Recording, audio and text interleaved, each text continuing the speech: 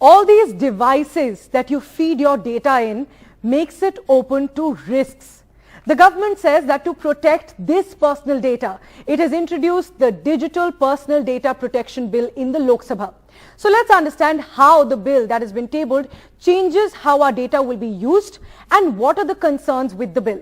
First, this bill will apply to the processing of our digital personal data within and outside India as well under certain conditions. Processing means collection, storage, use and sharing of data. Personal data here is defined as any data that identifies you. It also includes financial and ID details as well. A key provision in this bill is of consent. It says that personal data may be processed by anybody only after getting consent and only for a lawful purpose. But this consent will be considered given in some cases, such as performance of any function under a law, employment purposes, specified public interest purposes such as national security, fraud prevention, prosecution of an offence, investigation and provision of a service or benefit by the government. So government companies such as SBI, BSNL also don't need to take consent from you for processing your data.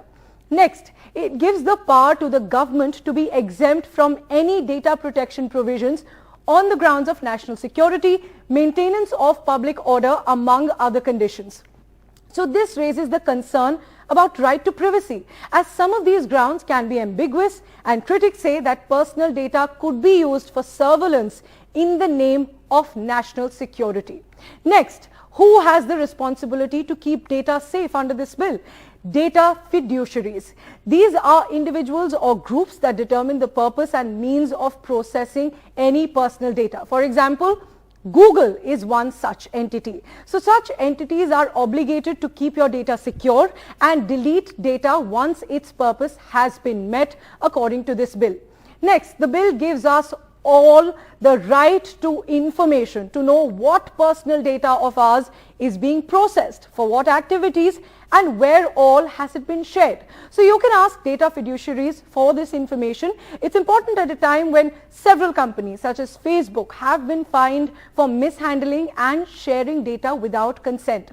It also gives you the right to seek correction and erasure of personal data, which is no longer necessary for the mentioned purposes. But who will ensure that all of this is followed and who will address the grievances? That will be the Data Protection Board. The centre will establish this board, which raises a concern about the independent functioning of this board. The board can also impose penalties of up to 500 crore rupees for non-compliance of provisions or for failure to protect data by fiduciaries.